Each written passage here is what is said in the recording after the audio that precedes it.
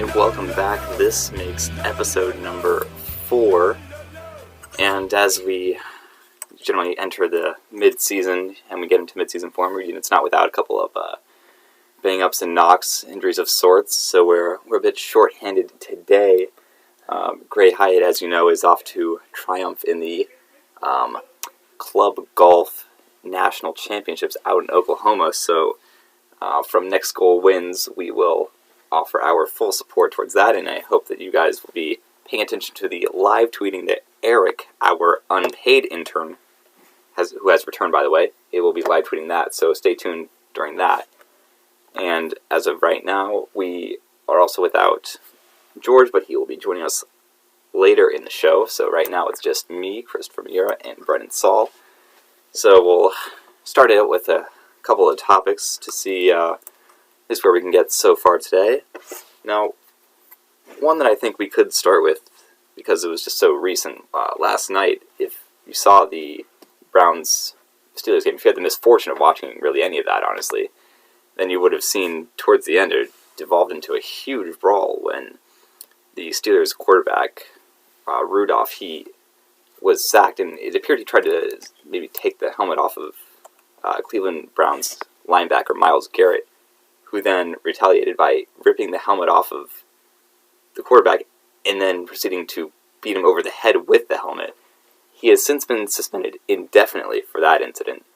Now, I think we haven't really seen anything quite like this in the NFL.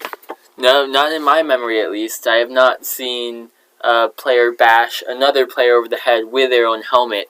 But he did take it like a champ, which was pretty impressive. It was also disturbing the way that, just the act of hitting someone in the head with a helmet is really dangerous for their mental well-being. But well, keep in mind, Mason Rudolph also last month was knocked unconscious by a hit. Right, so that is very true. Concerning.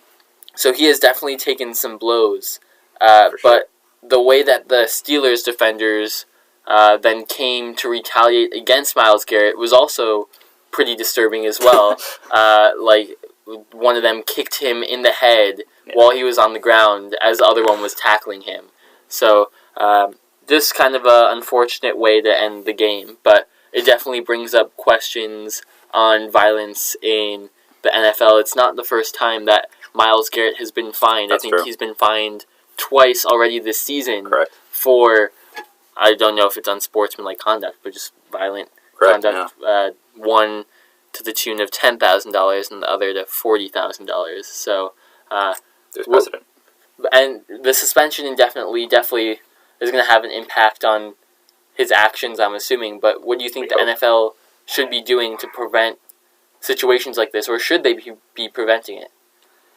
Yeah, this is definitely a seminal time, at least for the league, and it definitely provides a great opportunity for them to sort of put a stamp and clamp down on these injuries, because they're trying to prove themselves as, reliable, and they can actually respond to these sort of head injury things, because it's becoming more and more prevalent, more and more of an issue, and they have to respond to it.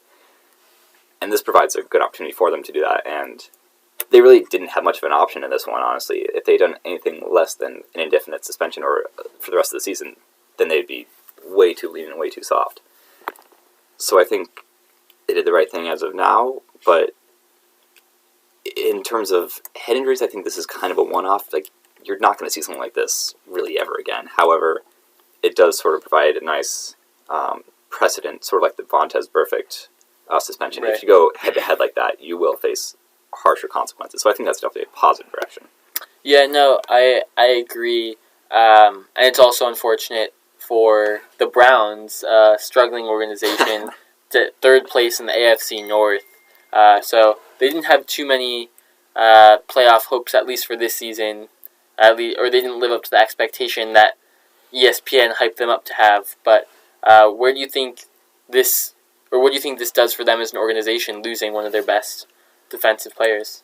It was already going to take maybe just one more loss, honestly, to take them out of the playoff race, so it's probably not going to affect them too much this season, at least. However, it sort of provides a bad reflection and sort of showing as to what their season has been and what it's devolved into. Such high hopes. You have Jarvis Landry, Odell Beckham Jr., Baker Mayfield coming off a great freshman season, And then now, in a game really that they're playing against a shorthanded Steelers team, and then it devolves into a fight at the end, it kind of just shows that they're clearly not mature. Yeah. They have a head coach who, Kevin Kitchens, also he's not ready for the job, clearly, as you've seen. I don't know if you had seen, there was a picture before when they played the Patriots, they had, like, at the same time there are sidelines, and, like, there's the line where, like, the players aren't, like, really supposed to cross. Yeah. And everyone on the Patriots side is behind the line, and they're completely orderly. And then the Browns one is just completely out of line. Yeah, I mean, I don't know how accurate this is. I didn't watch the game last night. I only found out about the incident through social media. Right. But there was reports of once Myles Garrett did hit Mason Rudolph on the head with his helmet, the Browns sideline reacted really positively and was cheering him on. I don't know how accurate those claims are, but it definitely makes sense considering what you're saying about how disorganized and unprofessional the team has been in the past. So things aren't looking good for that organization, at least for this season. Definitely not. I don't know how you can fix the Browns and Cleveland sports in general. It's perennially well, LeBron fixed them a few years ago, but yeah, that's true. Then now look where they are. Now, thankfully they haven't turned to dishonest methods as some other teams have. We've seen, I don't know if you've seen that, there was a popular video going on Twitter going along with the accusations by former Astros pitcher Mike Fiers about the sign stealing and the use of cameras to do so. Mm-hmm. It seems pretty evident that there's definitely something to that. Yes.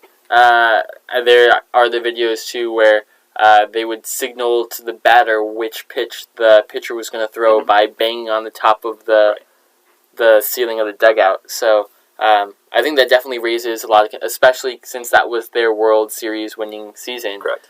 Do you think that there will be any, punishment for the team?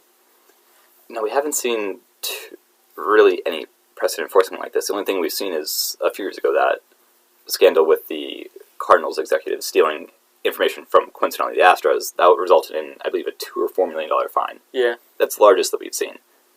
This, I can't tell how seriously it's being taken, but I feel like it's quite serious because they're investigating this 2017 Astros when they won the series, mm-hmm. 2019 Astros just last season, among other teams that have not been confirmed. So it's really hard to tell what the scale is and what they would dish out if things are proven, because they did just, in the past few years, ban the use of cameras in terms of doing that. Yeah. And it definitely gives a huge advantage if you are able to do that. And if you look at a lot of the stats between some of the Astros stars, home and away, sure, there's obviously a correlation between home and away stats, but it's very stark, the difference. So you think that they were able to use these cameras even at home to mm-hmm. have an unfair advantage? Correct, yeah. Interesting. Yeah, I mean, it seems like there is a lot of basis to Mike Fiers' claims, but I was interested in, like, his motivation for giving up the Astros, like, or why other players haven't come forward sooner. Why do you think he did give up this supposed secret that the organization was trying to hide? I don't know what his motivation was this time around, because he seemed quite content with accepting his World Series ring when he was with Detroit that next season. So I don't know who bothered him or who got him upset, and I don't know why no one else has said it before. Yeah, because I was reading something in an article that was talking about he had expressed like some discontent about how a lot of new players or like younger players get called up and then just get sent right back down, but the more veteran players are able to then steal signs and kind of stay in the league longer, and it's not really, he didn't think it was fair to the younger players that they kind of are at a disadvantage, which I completely understand, but it is interesting that like he was expressing it from like a young player standpoint, but then we see the Nationals, who one of the oldest teams in baseball, and they were able to win the World Series. So I don't know if it has to deal with age, but I think he definitely has a point where it was giving some players an unfair advantage. Definitely, but it depends in terms of how they're stealing those signs, the experienced players, because to an extent, sign stealing is part of the game. Right. as long as you're doing it, just naturally, like you see, and sometimes pitchers tip their pitches. Like, you can't do anything about that. But if they're getting an advantage because of, like, the camera use, and they're used to that, that's definitely unfair. But it's also interesting because the Astros are a fairly young team. Right. Or at least it appears so. I mean, you have a core like George Springer, Alex Correa, Alex Bregman. Like, they look like there's not a ton of experience there. Yeah. Except with their pitching core, though, like Greinke, Verlander, Gerrit Cole, that's some experience. So I guess they probably might have also learned some good lessons as to how not to tip those pitches. Right, and I mean, I think they only have claims from the 2017 season, so I don't know if that was just a one-season thing, or they're maybe stealing signs in a different way now. But you mentioned Verlander and Gerrit Cole. Justin Verlander, the winner of the AL Cy Young, and then Gerrit Cole finishing second. And that is the first time in MLB history where two teammates have finished 1 and 2 in the Cy Young race.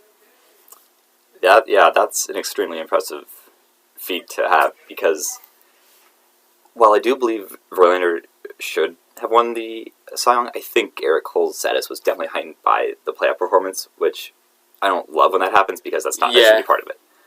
However, he did have a great year, but I feel like there were more deserving players. What really bothered me, though, was in the NL MVP. Cody Bellinger had a great year. He did. We can admit that. But the Dodgers without Cody Bellinger are still division winners. The Brewers without Christian Yelich are nowhere near the team that they are. Like, they're not in the playoffs without him. That's true. So do you think that the only reason why Christian Yelich didn't win the MVP was because of his late season injury? Or do you think that there was just Cody Bellinger had better stats on the season? Cody Bellinger didn't really have better stats. If you look at them offensively, you can also check out our Twitter feed from something that was recently posted on our account. Christian Yelich did have better numbers throughout the entire season, offensively at least. Mm-hmm. And like I said before, in terms of who's the more valuable player, it's definitely Yelich. I think he was better off in average. He was better off with hits, RBIs, I think runs as well. Maybe home runs is where Bellinger might have beaten him, but that also comes with the territory when you consider, Dodger Stadium as opposed to Miller Park. Like, it's a different place, obviously. And also certainly didn't help that Christian Yelich got hurt towards the end of the season, which, again, sort of bothers me with the whole late season, playoff bias that you have. Right. I mean, just going back to that point that you had about Christian Yelich is truly the most valuable player. I think that there has been, in all sports, just this idea that a lot of the people winning MVP haven't actually been the most valuable player to their team. More specifically in the NBA, there's a lot of, like James Harden last year. I think he should have won the MVP over Giannis, just averaging an insane number of points per game. Like he is the Rockets, or at least last year he was. Yeah. Whereas Giannis, he had a huge impact on the Bucks, but it seemed like that was more of a team style play. They were complete, at least. So I don't know. I think that in general, it seems that the MVP isn't always the most valuable player, and they just kind of go based off of statistics, which isn't the wrong way to do it. But and because a lot of these people, it's also sure, like admittedly, it's hard to watch all of these players on a consistent basis. But at the same time, the people who are voting need to have a little bit more consistency, and you can't even get me started with like how Ballon d'Or voting is done, like the soccer quote unquote MVP, which is another topic, but also with AL Manager of the Year, right? So Rocco Baldelli of the Minnesota Twins wins that one. Mm-hmm. Aaron Boone is second, despite the fact that, I mean, let's admit, like, he was by far the best manager with the injuries and the big market that you have to deal with in New York and all the pressure. And he managed to do what he did. That's phenomenal. However, the people who voted, I believe two people who voted left Rocco Baldelli off their ballots entirely, and 4 people left Aaron Boone off completely. Like, who's voting? Yeah, I mean, that is a good question. I actually don't know who does this voting. I'm assuming they have to be some baseball analysts or maybe general managers. But what's the qualification? Like, do you get invited? We can apply a Next Goal Wins application to vote for Coach of the Year. Because I know with the Ballon d'Or, with the soccer one, it's one journalist from each country votes for like their top 3 or top 5 or something. And some of these people, you don't even know if they've even like watched a game. Like right. Last year, someone put Kareem Benzema as their number 1. Like, is it a journalist specifically for soccer, or just? It should be a soccer one, but who knows who like Thailand is sending? Right. Like, yeah, I don't know. Some guy in a Ronaldo jersey. The United Ronaldo jersey. But yeah, no, I agree. I think to your point, Aaron Boone did have a great season. I think that the only reason why the Twins coach might edge him out in my mind is that both managers didn't really have a great roster. I guess the Yankees have a great roster, but with all the injuries, he really had to make some strategic moves there. But the Twins don't have the salary cap that the Yankees do. So sure, but I mean, we're not talking about the Yankees of old who are, putting up, Mark Teixeira with like $300 million, Alex Rodriguez, Derek Jeter. That's not the team that we're putting up with. Giancarlo Stanton, Aaron Judge, I guess, is still on like a some of the big contract. Players like Gleyber Torres, Miguel Andujar, Gary Sanchez, they're all not getting paid a ton because they're still on those rookie deals. So it's not like it's a huge money operation right now, but it will be soon. Yeah, once you get Garrett Cole. No, Steven Strasburg. We're holding out for it. No, wait. I don't know. Actually, come playoff time, I want Garrett Cole. No, I want Steven Strasburg because he's better in the playoffs, actually. It seemed like it, at least in the World Series. I mean, they've won. Yeah. I don't know. I can compare their numbers off the top of my head, but Steven Strasburg did have that pretty clutch Game 6 where he gave up only 2 runs, I think. I believe his ERA was under 1.5 through like the playoffs. Yeah. He's infinitely better in the playoffs, so... Well, that's the only time where you really need to be good. On a contender, that's really honestly when you need to be good. It's especially true for the NBA. True. Speaking of the NBA, what have your impressions been so far at the start of the season? My impressions... So, I thought... we knew the Warriors weren't going to be that great, right? But they're just bad this year. Well, another injury-plagued team, I guess, where that's true. Steph Curry out, Klay Thompson out, Kevin Durant gone. So Draymond Green's still talking. Yeah, Draymond Green still is talking smack somehow. But beyond that, I'm also fairly surprised with how well the Rockets seem to be doing. Yeah, I mean, the Russell Westbrook, James Harden combo is actually working out, which is surprising. Again, we'll have to wait till the playoffs for that one. But we did see Paul George. He came back for the Clippers last night. Put up a nice 33 points in that loss. But I don't know. It's tough because AD and LeBron are looking good. So AD and LeBron battle for LA is really on. Yeah, I mean, we mentioned it a couple weeks back, but I think that having LeBron as your number 2 player on the team can really do some damage, I think. And we're seeing that where AD is now the focal point of that Lakers offense, and LeBron is just now able to go hard. And we have a special guest here, George Wigington. Say hi to all your fans. Greetings. Avid listeners, just returning from my 600 level mathematical statistics class. Yeah? No, it was theater one time. How'd your quiz go? Pretty easy. I watched a YouTube video, a summer YouTube video right before I went in, and I probably got like a B+, so nice. I'll take it. So we were just talking about the NBA. You talked about your hometown team, the Astros, how they were stealing signs. How do you feel about that? Cheating. Yeah, I don't know. I was kind of disappointed in that, honestly. Like, when that came out, because I feel like the Astros are pretty high integrity, you know. Like I don't know. Like when have the Astros ever gotten into trouble? Like when you think of teams getting into trouble, you think of teams like the Yankees, like just cheaters, you know. But like not the Astros. The Astros have been mired in sign-stealing scandals for like the past 3 years. Yeah, I know. It's sad. I don't know why. Why would we do that? Because you can't win, honestly. Sad.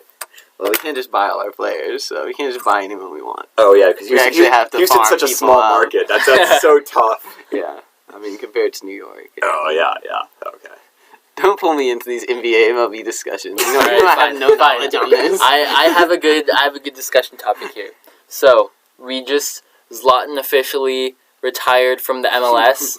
I've been watching a lot of his highlight reels. He had some pretty good goals, actually, in the MLS, which is impressive. But my question is, who do you think has had a bigger impact on the MLS? Zlatan or Wayne Rooney? David Villa.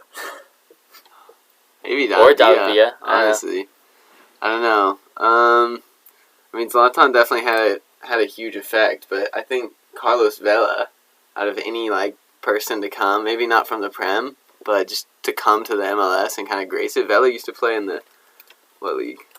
Looking it up real quick before I say something wrong and then get corrected. All right, so Carlos Vela, he played for Real Sociedad.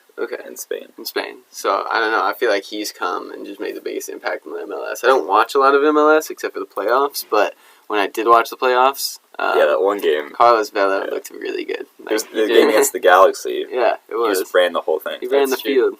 But to Zlatan's point, when he was asked about Carlos Vela, he said that Carlos Vela is in his prime and he's playing in the MLS, which obviously makes him look a lot better. But when Zlatan was in his prime, he was playing in Europe.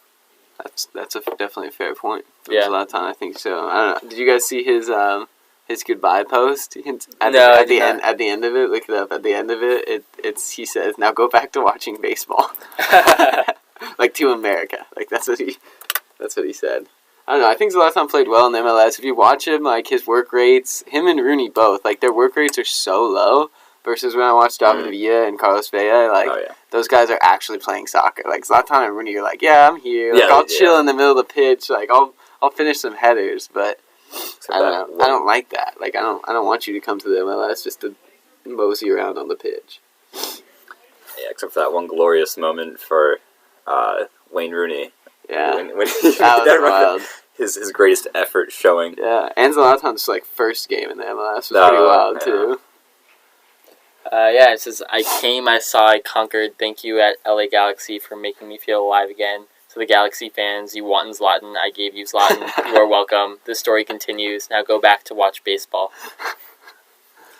Cocky Classic. Dude. I did actually see a report where Jurgen Klopp said that Liverpool would not take Zlatan because of the Man U rivalry. I don't think he could play in the Prem, start in the Prem, right? He's getting pretty old. I heard he was going to go to a mid-tier Spanish side. I was thinking Italy. Italy? Yeah. Okay. Because you can play 50 there. Yeah. No, Juve doesn't. They have Higuain, Dybala, Ronaldo. There's no room for him. But yeah, there are links to Milan, Napoli. Has he been to Spain yet or no? He played for Barcelona with Pep Guardiola. But yeah, I don't know. For some reason, I feel like Sociedad was linked with him. A team that's at the top of the table right now that's doing really well. Maybe it was Villarreal. I feel like he wouldn't go to a mid-tier Spanish team. But I don't know if he would even start on a high-tier Spanish team. No, he definitely wouldn't play for Barca Real or Atletico. He could definitely do Italy. Yeah. Or go back to PSG. I heard that because of Barcelona's form recently, that Suarez has been taking, even despite Suarez starting the season extremely strong, he came out with a statement yesterday that said, "I knew there would be a time in my career where my age would prevent me from starting for Barcelona, and playing for Barcelona is a test every single week, and if I can't pass that test, then they need to look for another striker." That's what he said about his own performances. But how is playing for Barcelona a challenge, really? Yeah. But I mean, it's not the Premier League, La Liga, you play Real Madrid and a few other. I'm not saying that these teams are chump teams, but it's still you're on the best team. I think the challenge of playing in La Liga or playing specifically for Barcelona is that when United loses to a team like Brighton, then it's we're in the Prem, we play hard teams every single week, that happens, we're fatigued. But when Barcelona ties Sociedad, then it's the end of the world, Barcelona fans can't tolerate that. And I think the table is still extremely close in La Liga. Barcelona continues to drop points, Real Madrid continues to drop points. So I think Barcelona fans are just getting fed up with that, and Luis Suarez holds himself to a higher. When he says they should look for another striker, what does he think signing Antoine Griezmann is? Yeah, did they do that? Yeah, that's true. I just heard he just is not meshing with the team. Yeah, he's not. Yeah, I told Christopher I read this article today that is about, like, measuring soccer player quality and, like, play styles. And it talks about Sergio Busquets in it. And I guess, like, he's been playing for Barcelona since, like, Forever. Days, but, like, yeah. he hasn't played less than 31 games since the 2010-2011 season for Barcelona. But, like, now he's getting old, so they need to look for replacements. Mhm. And this said that the players with the playing styles that match Sergio Busquets the best are Rodrigo Hernandez, Wyland Cyprian, and Mark Roca. What do you guys think of those guys? I mean, Rodri. Are we talking about the Man City center defensive mid? Yeah, Rodrigo Hernandez. Yeah, I've heard under Pep that he's actually been getting really, really good. And since Fernandinho dropped into the center back position, he's actually had to come in occasionally and play that CDM spot. So I don't know if City would give him up yet, but I do think that would be a good match on play styles. That's interesting. Yeah. You should look that up. It's cool. Yeah, I think Barcelona in general are just an aging team. Right. Like, that whole back line is getting old. Yeah. PK's going to have his days when, he has to go home to Shakira for the final time, Right. But, yeah, and then also one big problem they do have that's also masking that, though, is the fact that more than ever, they're relying on Messi this season. Right. Like, they're just putting everything into him because they can't rely on Suarez right now. Antoine Griezmann's not doing anything. Dembele's too busy playing Fortnite. Dembele's just not around.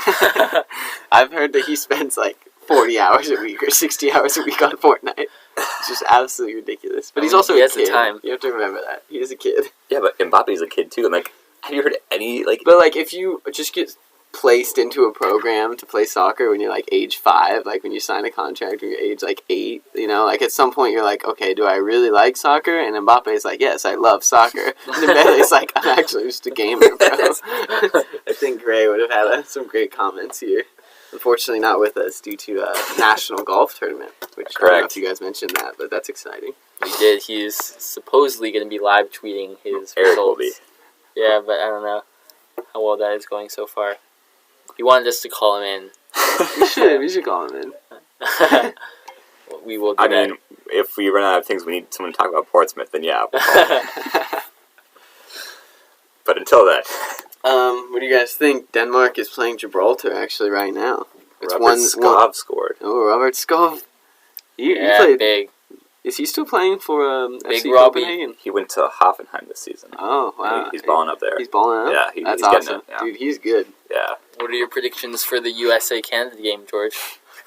I mean, I feel like we'll show out because we took so much heat for losing last time. I But think Pulisic isn't playing. Yeah. He didn't come back.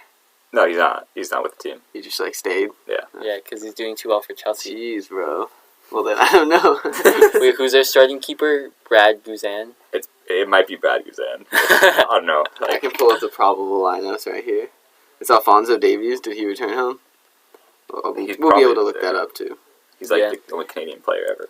I think that they have DeAndre Yedlin, and then maybe Dest, the dude from Ajax. Yeah, it looks like Davies is predicted to start. He's been starting at left back for Bayern Munich. What do you guys think of that? Kind of wild transition from left wing to left back, but They did something similar with Joshua Kimmich, yeah, who was midfielder, and then they threw him back into like right back. no, that's wild. It's worked out well. Yeah, He's a Man beast. City did something similar with Zinchenko. I mean, an elite defender, but he was a left winger or left midfielder, and they put him back to left back. Huh. Yeah, now he's not getting many minutes, but I mean, competing for the left for a winger spot on City would probably be just as hard. yeah. And then when Sonic comes back, no, Oh yeah, game over. When is he expected to return? not for a while. What did you guys think of the Liverpool thrashing of City? VAR. I know, VAR, bro. VAR. It's all VAR. I heard because of that decision I was reading yesterday that because of the heat, mostly from that game and through the season they've been taking, they're going to change the way they communicate with the stadium. So if now, it's instead of saying VAR check on the board, it's going to say like VAR check, possible handball.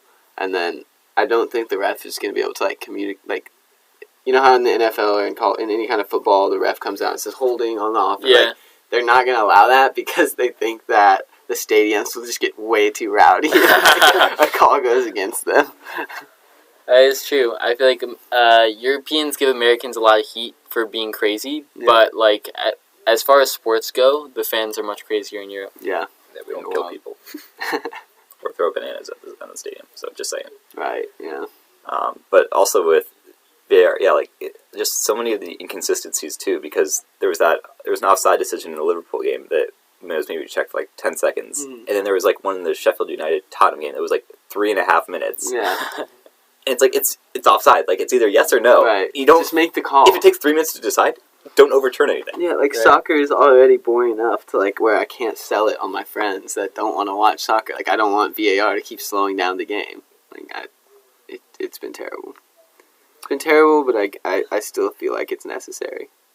Yeah. What are your thoughts? I definitely think. What are your thoughts on VAR? I would appreciate like how it's implemented in the other leagues has been working fine. Like if you have the pitch side monitor where the referees go, that's worked out because they can see what they're looking at rather than just listening to something and be like, "Well, I didn't see the replay, but I'll say what they told me." Like that doesn't work out. Yeah, but do you think it slows down the game even more though in the World Cup when he had to like run over to the sidelines? If you're taking that time anyway, he's going to get it right though because he will see it. Yeah, no, he would have gotten the handball.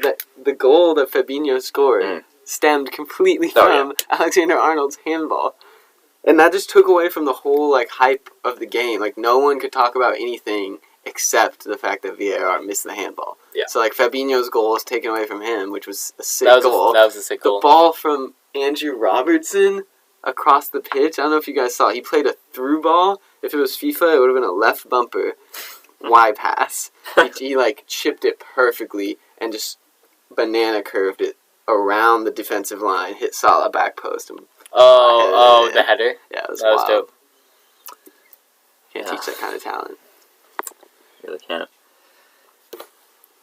So essentially, they're trying to do things now, but I don't know if they're going to be able to fix it for this season at least. Yeah. Yeah, it's been poorly done, but in a very British fashion.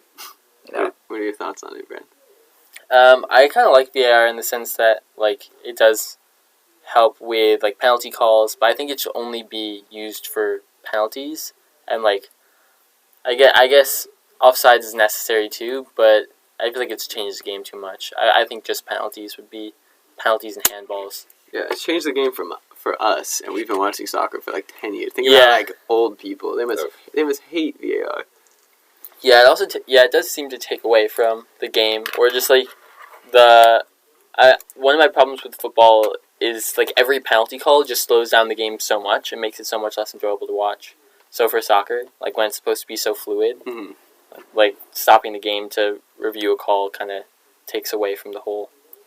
The only reason that I was so pro VAR to begin with was because they sold it as a way to keep diving from happening. Like that was one of their main selling points, and I just feel like that hasn't occurred. No. Like there's people still dive, refs still call it, and they're not going to VAR check like a small little dive foul. Yeah. You know what I mean? Like those still happen, and so like for me, that sucks. Was that the original use for? Well, that was just one of their selling points. Like that was the reason that I was pro VAR, because they were like, it's gonna keep people from diving at all because they're gonna be able to see on TV, like the people upstairs are gonna be able to see that you dove and say, give this kid a yellow. Like George feels robbed. I know. Yeah, like do you know what the conversation though? Like, was it really hard to institute VAR? Like, was that something they were trying to do for a really long time though? Yeah, or was that? I think after. Not last World Cup, obviously, because they had VAR, but since the World Cup before that, I had been hearing about VAR as a possibility. And I'm pretty sure I heard it in the news for a long time before it was actually implemented. They had it in Italy for an entire season before in England. Yeah, like other leagues had been doing it. Yeah. And England was like... Is it working well in Italy? I mean, there's really no accountability in Italy. No one's really watching them. So it's hard to tell. But for the most part... And what they usually use it for is for red card offenses because the Italians just love to. Wait, you didn't tune into the Torino game? Dude, I was watching Chievo Verona versus Sampdoria, and dude, let me tell you, pure class. Dude, the atmosphere was ecstatic.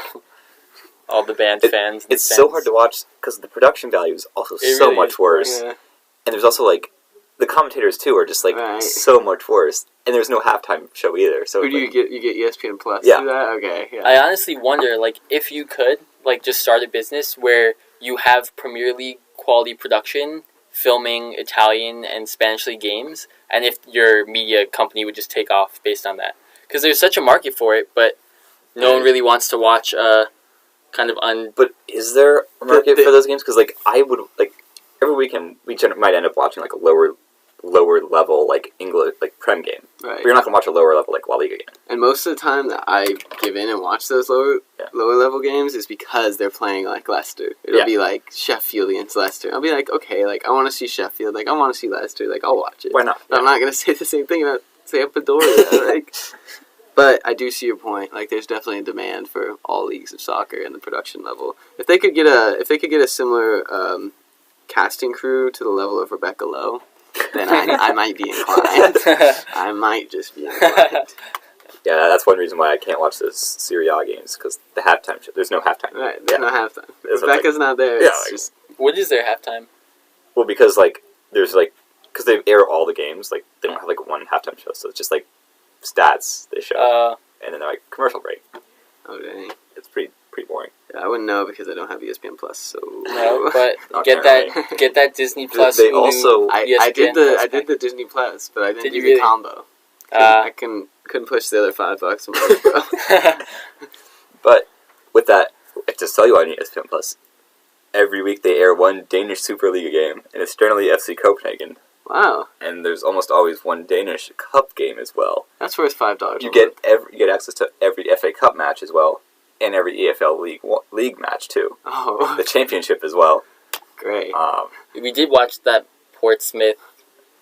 It was an FA Cup game between Portsmouth and HA something. Oh, Harrogate Town FC. Yeah, that was pure class. Was it at Portsmouth? No, it was at the other one, and it was at Harrogate, but the kickoff was delayed for 2 hours because their power went out. That's hilarious. I bet the atmospheres are still awesome for those EFL teams. Yeah, but it was cool, but there was like maybe 5 rows of people standing behind the goal. Like there was no seats behind the goal. Really? It was people standing. But that was at Harris Town or whatever. Yeah. But is that 3rd tier or I second believe tier? they were 5th tier, so nationally. 5th tier? Yeah. Oh my goodness, that's wild. But you'll like this one. From the 7th tier, Malden and Tiptree took down League 2 side Leyton Orient over the past weekend. That was a thriller. Let me tell you about that one. So we will see them in the next round, and that's a thriller, I'll tell you. Where are they going to play? It might be... I'm probably going to be wrong, but it might be Plymouth Argyle, which is all... They're a League 1 team, so they're a giant at the 3rd tier right there. I got to educate myself on these. I got to get deeper in the tier levels here. But it's very fun to watch those games when they're at those lower level teams, when it's at their stadium, because you can hear everything. Like, you could hear everything the manager was saying, which is like... That's awesome. Yeah, it's like a... What was he saying? Game. Pretty mundane things, but he was basically just giving directions, but... Is it just like Sunday league, looking guys? Just average dudes definitely have other these guys jobs. Did not look good. Sol Campbell was the manager for one of the teams. Oh, wow. Yeah. That's pretty big. He was one guy you could tell he could afford another pair of clothes, so it was nice. What do you guys think of Thierry Henry going to Montreal in the MLS to coach, not to play? Yeah, I think it's good. I think the more legends that we can get coaching, they definitely know their stuff. Vieira just joined NYCFC a couple years ago, so... But he left for Nice last year. Well, that's awesome. So that was hype when that lasted, I guess. He was very good, yeah. Yeah, but he definitely helped the program a lot, I thought. What do you think of Arsene Wenger coming out of retirement finally, joining FIFA? I was hoping he'd come back for Arsenal. Yeah. He's manager of the world now, so I guess that's fitting for him. Yeah, I don't really understand what his job title. It sounds like he's an overarching pay attention to all football. Yeah, I think the little bit I read was he is in charge of getting people to play more soccer in other countries. Yeah. Which is kind of sick. No, that's dope. So cool. Community outreach, soccer outreach or something. Yeah. Yeah, that's cool. Which we know is with all FIFA jobs, he'll do it well, and it's not about the money of the fame. So, no, right, it's not about the money. They'll just slide all the money into his bank account. It's not about the money. You only make $30,000 a year and just some discrete bonuses. For every kid, it's a $50,000 bonus. Yeah, jeez. International break this weekend, but Argentina played Brazil earlier that's pretty today in Saudi Arabia. Whoa. What are y'all? Why Saudi What are y'all's Arabia? thoughts For on money. playing those big international? Because this was not even for a tournament, a cup. It was literally just an international friendly. Okay. What do you guys think of playing those games in Saudi Arabia for the money and the weather? You have to think about it from the perspective of the players, in my opinion, because the weather is like so nice right now versus in England, it's rainy and cold. Yeah. A beautiful sunny sky in Saudi Arabia. Yeah, Well, yeah, because remember, the next World Cup is there right. in the winter. Yeah, Come on. I mean. It No. stinks, but it's like, we do what we can. We know that No, FIFA's getting bribed, so No, we take you're what not we can even get. doing what you can. That's absurd. Well, with the U.S. getting the bid with Canada and Mexico for the World Cup after that, I feel like my anger with FIFA lessened after we got the bid. Yeah. I think it's still absurd. Are you guys gonna try and go to the World Cup? Definitely. With the one in the U.S.? Yeah. I'm gonna What is try it, 26. 2026? Yeah, I- for sure. It's not even 2020. I have no idea We where. gotta start planning ahead right now. Like lottos and stuff like that. Like getting seats are gonna be impossible. Yeah. Well, because I think you have to buy tickets to each individual game, right? Well, I think for what happened with Denmark, because I was a part of the Danish national team club, was for every friendly game that you go to for the Danish national team, you accumulate points on your profile. Mm-hmm. And then when the World Cup came around, they said, all right, based on your points, George, put yourself into this lottery ticket to get tickets to the World Cup on the Danish side. Right. And so based on how many points you get, that's how many tickets you get into the lottery. And I Yeah. hope that's how the U.S. does it. Well, because the problem is they're not all played in the same place. Like, there's a few games there's probably a few games at similar stadiums. Yeah. But then it just kind of goes around to different No, I cities. mean, I would travel anywhere to Really? see the U.S. That's a bucket list for me. I don't know about you guys, but I Yeah. have to see the U.S. play in a World Cup before I die. I don't know, George. You'll probably be a father by then, so I don't know if you'll have the time. Bold hot take. Hot take for my parents listening. Probably not true. Oh my goodness. No, I don't know if it's a bucket list for me to see the U.S. play in the World Cup, but it would be cool to see two just pure class teams play. Yeah. It'd be cool. Do you think Ronaldo's going to still be playing by then? No. I think Ronaldo. I think he will. I think Ronaldo's, I think Saudi Arabia will be the last World Cup Messi and Ronaldo play in. but I don't know though. I feel like Ronaldo could make it on the Portugal. No, if he Team wanted for a to, he'd bit. make it, yeah. 6 years from now, bro. Yeah, well, he'll be 40 something. He's right? 40, he'll be 38, 39, 40, but he'll have aged the same as someone who's maybe he might be turning 30 physically. Sure. You're saying that, but we just don't know that. When If he people doesn't get get older, injured. people age. Look how ugly Ronaldo was when he started playing. That's his looks are gonna start to deteriorate. He's gonna morph Don't say back that. into original Ronaldo. Did you see him yesterday? Hat trick He Yeah. did have a hat trick. He had a sick goal against too. mighty Lithuania. that doesn't happen to old people. Messi scored the winner today against Brazil. He drew the PK and took the PK. It's pretty Really? nice. On Alexandro. They both started really good lineups in Saudi Arabia for some How reason. was his PK? It was good. It's good. Bottom What did he left. Win it. He didn't chip it? What? No, it blasted bottom left. 100%. No need to fact check that. Well, not. Don't worry about it. Yeah, no, that's interesting. It wasn't a good game, 12 shots total, but both the lineups were impressive, so thought it was interesting. I don't know. I could definitely see Messi not playing in the World Cup. He already is trying to not play for Argentina, right? Yeah. I feel like Messi ages more than Ronaldo too. If you just look at them compared to each other, Messi just looks 5 or 10 years older. Yeah. Seems like he's had enough. Yeah. I don't blame him. I don't want to play on the Argentinian side. All the pressure's on him, and then every day you have a coked up Maradona saying that you're not good enough. Right. Dude, not everyone can use their hands. Yeah, not everyone can score their hand. Dude, if VAR once, you're done, dude. Apparently, I didn't understand how much of a god figure Maradona is in Argentina, but he traveled with the club team. He's coach or on the board of some club team. I don't know if it's Boca Juniors or some other team, but they were away at another Argentinian side, and he was at his hotel on his roof, not suspiciously, doing some things on the roof. But the crowd of the other team started singing his song, and a huge crowd amassed outside his balcony, just cheering him for a long time. That's pretty sick, just being he's a god. He's a Yeah. little god in Argentina. That's impressive, but still, I don't know. I understand how the pressure is all on Messi, but the pressure is similarly on Ronaldo.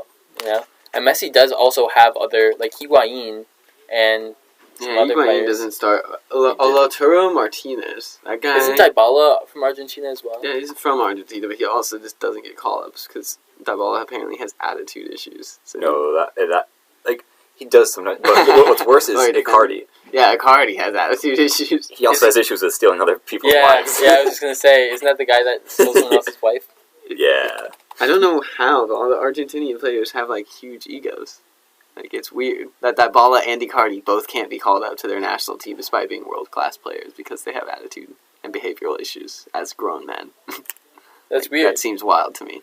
And, Yeah. Keep in And mind. then look at the defenders. Sorry to interrupt you, but just Zabaleta. look at these two defenders, Otamendi and Marcos Rojo. Yes, like two of the most aggressive, hot-headed, and just Yeah. idiotic defenders in the world. Do they start though? I don't think so. I think Rojo gets a decent amount of playing time though. If you will remember, Marcos Rojo Who's on Man United? advanced Argentina in the World Cup. His volley was the reason they got through Nigeria. That's right. He's a that's United pretty cool. player. Yeah. Now I'm on Roma. Oh really? Yeah. Same with Chris Smalling. Oh, that's Smalling. That's right. Rojo's still at United somehow. Yeah, Rojo came in as a sub the other day. I do not understand how he's still there. Yeah, he's terrible. Get him out. How's what's Arsenal's next fixture? And why is Unai still there after the defeat, bro? That's what I was saying. I was like, you know what? Silver lining, Unai's gone, right? Right. I think he's gonna be there the whole season. You guys really think so? Someone backed him. Your board keeps back. The board backed him, but also like, not Wenger, but an old Arsenal player, like not Ozil, someone who retired, maybe Henry. I think it was Henry, and he came out and said a couple of days ago that he just needs more time. He needs Like, less. how much more time does he need? He had the entirety of last season, and like as you saw with the statistic we put out on Twitter, he has one less point than Arsene Wenger in his last 50 games than he has in his first 50, which that's not progress. It's not progress. And he has infinitely better players than Wenger did. Right. He doesn't seem like he knows. He doesn't have his starting He doesn't 11. have a lineup. He doesn't even have a starting 14. Like, he's constantly switching He people. froze out Ozil for the entire season. He plays him in the League Cup game for 60 minutes. Is like, you know what? Now you're going to start. Yeah. What does that tell you? He doesn't know what's going on. He can't decide on his left backs. I feel like I've been seeing, like, I mean, Bellerin came back from injury, obviously, but Kolasinac and all those guys are getting rotated out. Good Ebening. Right. We lost last season to Leicester 3-0. This season 2-0. So that's progress. Yeah, no, his statement that he had after the last game was Yeah. kind of funny. Was that actually it? No, his statement was like, but he doesn't say good Ebening. we followed the game plan, and I think it went well, and we went down 1 goal, and then we went down the second goal. But I think we went according to plan. Yeah, he and says then that, yeah. Leicester just completely... I mean, Arsenal had counterattacks, and it was a great game, like, back and forth. I loved it. But Leicester was a better team. Like, which you should never have to say that. You can't like go in as an Arsenal team and be like, wow, we have no chance playing Leicester at the King Power Stadium. That shouldn't be That shouldn't okay. be a thing you can That say. shouldn't be okay. And I feel like the team spirit was also... It was hopeful at first, but then after the first goal, it was pretty bad.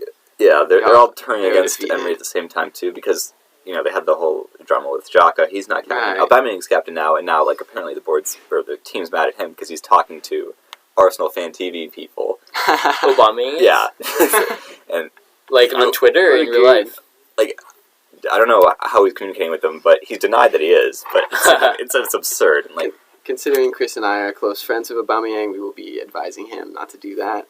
Just after seeing him after the Arsenal game in his brand new Ferrari. That's great.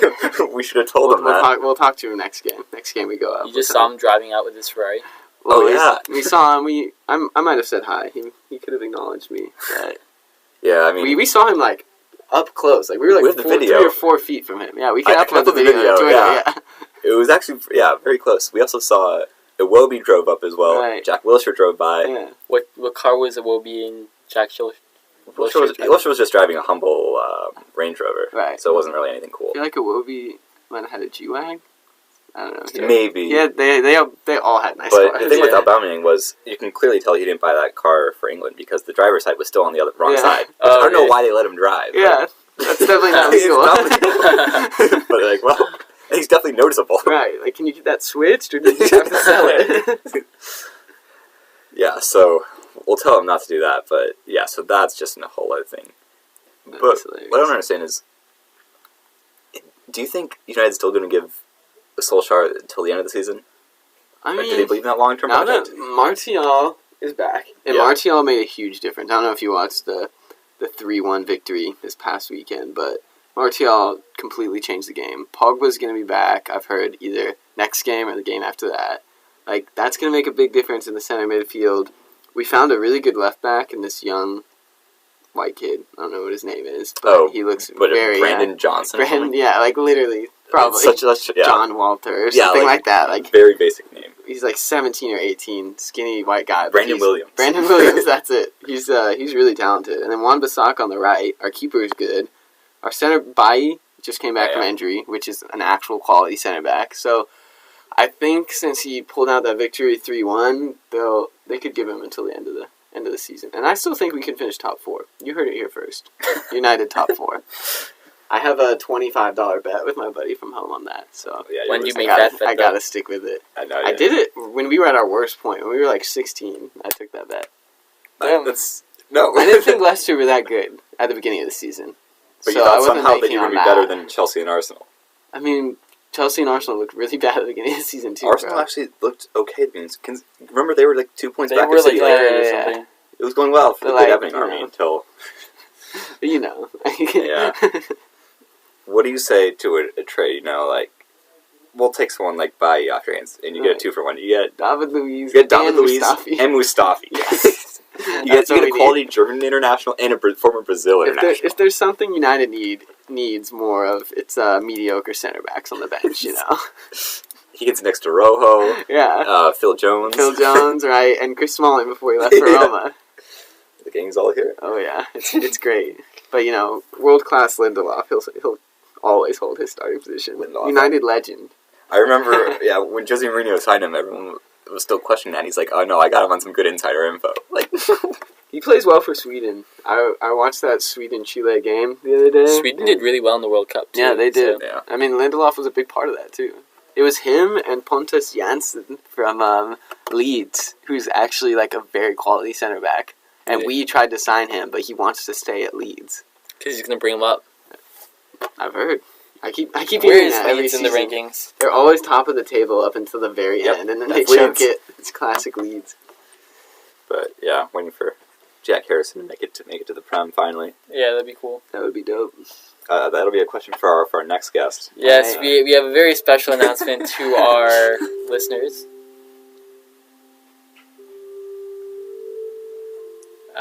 That is just a test. There is no need to worry. Oh, that's right. They're doing that's right now. So we do have a very special announcement. Our special guest next week is head coach Bobby Muse of Wake Forest Soccer. That's right. Exciting stuff. That's big. Yeah, no, it's gonna be great. Yeah, it'll definitely be George will be there. Yes. I have contested relationships with Coach Muse due to the fact that I was the soccer manager for a good amount of time, only to run out of time because I was pledging and had to drop that position. So, unfortunately, I will not be joining the show that week, but Coach Muse will be filling in for me. So, should we mention you? I mean, I don't know if you would remember me by name. I think we subtly mention, managers and see, if feel it out. Yeah. I know he's going to be listening to these before. He's going to check out the show beforehand. So. You think? Yeah, definitely. He clearly doesn't look at our Twitter. Yeah, we followed him. He didn't follow us back. Damn. Yeah, we'll also have to cut this part out. Yeah. Yeah. Well, do you want to listen to that? Okay. You care enough not to show up to the next one. Yeah, well, I'm not going to confront him face to face. Well, if you don't want to be left with that kind of confrontation, where's George? Why? We can ask him some really interesting questions. Come on, because I know you three would just screw me. We would not. No, you would. No. And if you wouldn't, Brennan, I believe that you would promise me. Put on some glasses and he won't know you. But I know Chris would make some kind of sarcastic comment that you would pick up on. We would not say anything. And Gray would for sure say something. No, we would sign a pact that we would not say anything before he comes on. But, I still would have to, he would recognize me by face, so.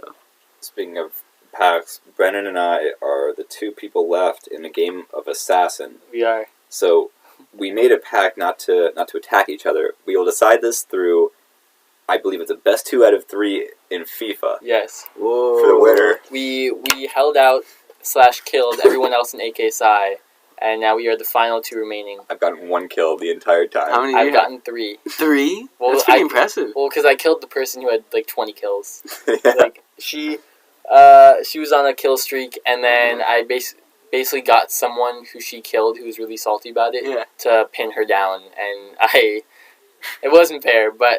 Did you? What kind of Nerf guns are you guys using? No, you have to draw an X on their skin. Oh You shoot! have to get real up. So you have to get close. Yeah. Oh my goodness! So you guys get to sprint. Have you guys sprinted? Have you guys ever been confronted? The only time I did was that day when he got hurt. She was going after me. Yeah. Oh. It was intense. So are you wearing like tennis shoes at all times right now?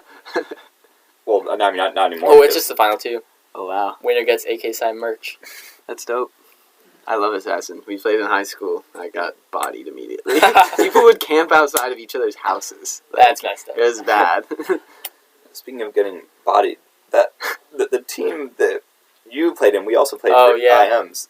Ridiculously physical. They were the most physical team we've ever played.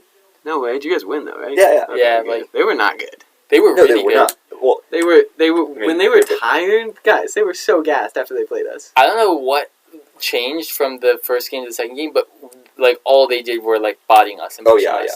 And Because like y'all were bodying them. Because y'all are by No, far no, the no. most physical team in IM. That's we That's actually didn't not even true. have. Y'all are notoriously like everyone's like, oh, Cope Boys team, like they are the bodying team It's just- in IM soccer. I don't know where we got Yeah, that no. from. What do you mean? We don't Where- do you that. don't know where you got that from? We Well, Who's it's not Gray. here? No, but Gray It's was only in him. goal. It's only him. Gray was in goal the first half, so it wasn't him because they were bodying us like really hard, and then Gray comes out of goal, game tied 2-2. He scores like 4, like right off the Oh, bat, yeah. and then gives this dude a concussion because Just ended up. yeah. Oh my god. He picked up a yellow and he's still like talking back to the ref. It's like, dude, just take it, walk away. It's IMs. No, but I don't know if it was a fair yellow, to be honest. It was not a fair yellow. They only got a yellow because he got hurt. Yeah, because he was crying. Oh my god, guys. No, but it was like this Come guy. on. This guy was playing dirty the entire game, He was. and then he comes up to Gray, and Gray like sticks out his arm, and the dude just flies into the boards. Yeah, I don't know. We did not. Before the game, we were joking around with them, and we were just talking about like playing y'all afterwards, and we were like, "Yeah, dude, like that team is the most physical. Like, No, that's so like, funny. be scared. Like, there's this one guy, like he's Oh, gonna yeah. beat the shit out of you. Like, don't even like That's so try." funny because the Did. dude on your team who like with the beard who shaved it, the guy with the beard, he was like Okay. kind of good. Oh, Teddy. Yeah, okay, so he literally, I heard, like I wasn't talking with him, but I heard him talking to someone else, and then like someone on the other team that we were playing, he was like, oh, like what's the team that we're playing like? He was like, oh, like they're not that good, like they, like I'd say they're more like technical, but like they're really not that good. And I wanted to be like, oh, like didn't we beat you like 10-2? Oh yeah. So did you just share that with me so that you could get the double roast on me? Like, What? nice. Better to roast on you, George. Jeez. No, that was more of a roast on the. He was like, we're not physical, we're technical. No, you guys are physical. Like you guys are I known. don't think we are. Maybe not you two directly, because I mean Brennan's not playing, and you are, and you are. Hey, I played all 90 minutes last game. Did you We really? had no subs Yeah, what happened to y'all's team? You had like 6 subs against us. I know we had. Because we played And you 5. had like 6 good subs. I would say you guys are technically good, and you're Like- also physical. I think y'all are a great team. Yeah, oh, like the other There's no denying players. that. Yeah, like You guys had like you have Chris, and Brennan. You Gray, Chris, and Brennan, who are all 3 good soccer players. Thank you. Gray is huge and will just body the shit out of you. yeah. That's And like saves his energy for the week for the I am soccer game, and which I respect, and like that's why y'all are so good. But then also you have like 5 soccer players on the bench who you get to rotate in. Like Yeah, we have no subs. 5 guys who play soccer, and if those 5 guys aren't out there, which most of the time it's only 3, then you're playing with 2 guys who can't pass the ball, yeah, and that's just okay. like that just sucks, you know. But yeah, I hope you guys win it all. I think you can We too. play We number should. 2 ASIG Yeah. next week. I'll go watch. I'll go watch. That's When you guys Wednesday. get deep in, I'll come watch. What are we now? Quarter, semi? Yeah, something like that. I don't know. It should be an interesting one.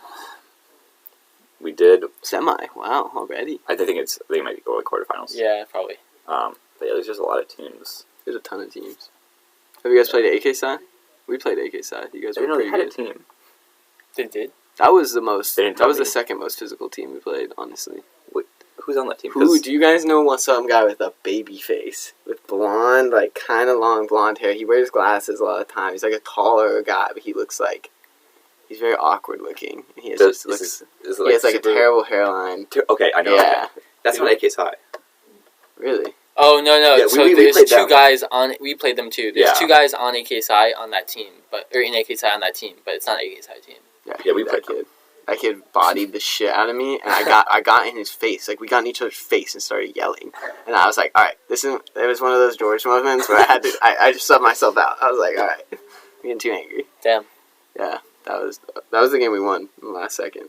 Fuck that. Oh, that was a fun one to watch. That was a good one, yeah. Who do you guys know who you play next round? ASIG. ASIG? Yeah. I think it'd be pretty good. They're ranked They're number always 2, pretty good. so... That's wild. Yeah. I didn't expect them to have a bunch of soccer players. Yeah, I know. They have actually a lot of club guys, though, now that I think about it. Ah, shit. Well, that's not good. That's never good. I feel like club people should be banned from playing. They really should. Yeah, they should. Our club team's too good for that. Like, yeah. Literally, Grant didn't even make the club team. He did. He probably did now. But he just didn't play. Gray didn't make the club team. That dude's really good. Yeah. Yeah. I mean, we can cut anything out, like, whatever. Like, we can just have a conversation and cut it out. That's like, true. But yeah, thanks for coming out for the volleyball team, guys, that you guys, decided not to be a part of. We don't need you anyway because we started winning recently. What? After winning 0 matches last year. The grind. We're getting good this year. Because Colleen's in the gym, Colleen's, she's getting the ball up now. Like, it doesn't just fall down immediately after it hits her. That's she exciting. puts it up. What about Rach and Brittany? Rachel, thankfully, mercifully, does not show up. Brittany's pretty good. Brittany's always solid. And, like, whenever you mess up, you just disappoint. But she looks like... So is it like Newcomb where you have to stay in the same spot, or do you guys like actually like move around and like? Yeah. Everyone serves. Are there like actual hard hits and stuff? Do you rally? Like, do you spike it? Like this? We had some intense ones in the last one. Like there's never like any like you have to be like have really good technique in order to get a good powerful spike. Yeah. Gray plays though. Right? Gray's able. He does. Can he block and like jump in? But Gray can't jump high. Yeah, that's a problem. Yeah, but it's good because like. I always put it up to him, and he generally get it over. Yeah. Because no one's technically good enough to save to actually, like, spike it and stuff. Wow, that's good. Good news. On the IM front, updates. Because you wanted to know. Right. Our loyal listeners in our IM life. Oh. Well, what else is going on? I thought you had class at 3:30, which is why we couldn't do this. No, I was going to film something, which, like... It's not like a set time. Oh my goodness, you are a handful. Yeah, that's not the first time I've heard that. Cool. Yeah, I think do we have any other sports things? Well, want to wrap it up? I'm trying to hit the gym before frat boys get there. Alright, yeah. If we're If good. you're down for it. You guys down for gym? Those are nice, by the way. Those new. We found them here. They were here. Those are yours now. No, they're not. I don't want these. Chris Laguerre stole glasses. No. I'm not going down for this. Brandon, want to hit gym? Yeah, I'll hit some gym. Hit some gym? We going hard, baby. Yeah, but Quincy, that's why I'm filming, actually. Oh, you want to film me? I just want, like, a long, like, panning shot of you, just, like, shirtless walking by. I'm down for it. Really, I want low-angle George from the back as it's the Stairmaster. Extra thick. Okay. Dude, I put on 12 pounds this semester. Yeah. We can just have this conversation with just wrap it up and then we'll talk. Yeah, I'm jealous. Okay, yeah. Alright, I'll just end it then. Alright, so that concludes, what is this, episode 4? Yeah. Wow, getting up there. That's crazy. And again, be sure to join us for the next show. Exciting guest, as we said before. It's Wake Forest soccer coach Bobby Muse as the team prepares for the NCAA tournament. Hopefully they'll have a good run there. And just as we've had a fantastic run, haven't we? Oh, yeah. Clearly. And again, in the studio. Short-handed, though, mid-season knocks, whatnot. And best of luck to Gray at Golf Nationals, and Eric, hopefully he keeps us updated, which he probably won't. Again, it's Christopher Magura and Brennan Saul. George Wigington. Again, the show is Next Goal Wins. You guys, come on. Like, at this point, like, we're giving you the content on Twitter. Like you have to follow us and and like or comment on some of these, please. Next goal wins _WF. That's right. All right. We'll end it there. Nice.